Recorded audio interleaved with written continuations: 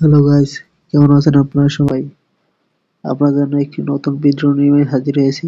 প্রাথমিক শিক্ষা অধিদপ্তরে নিয়োগ পরীক্ষার আগামী 2 জানুয়ারি অনুষ্ঠিত সহকারী শিক্ষক নিয়োগ লিখিত পরীক্ষা বাংলাদেশ প্রকৌশলী বিশ্ববিদ্যালয় কর্তৃক প্রস্তুতকৃত সফটওয়্যারের মাধ্যমে পরিচালিত হবে। এই সংক্রান্ত তথ্য বৃহস্পতিবার 16 ডিসেম্বর জেলা প্রাথমিক শিক্ষা কর্মকর্তাদের পাঠানো এক অফিসিয়াল চিঠিতে জানানো হয়েছে। চিঠিতে বলা হয়েছে, সফটওয়্যার ব্যবহারের দক্ষতা বৃদ্ধির লক্ষ্যে 22 ডিসেম্বর ঢাকার পলাশীতে অবস্থিত আইসিটি বুয়েট একদিনব্যাপী প্রশিক্ষণ আয়োজন করা হয়েছে।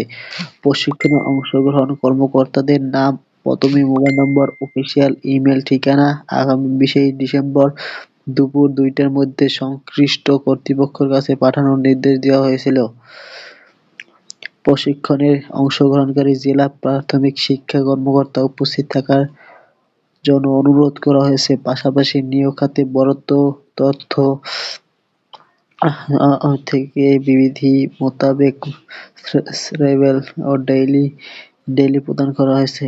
প্রাথমিক শিক্ষা অধিদপ্তর পলিসি ও অপারেশন শাখার পরিচয় একে মোহাম্মদ মাসুল আহসান জারাদ, জেলা প্রাথমিক শিক্ষা কর্মকর্তা প্রশিক্ষণ দেওয়া হবে। অগ্রণী কর্মকর্তাদের জন্য আহ্বান করা হয়েছে।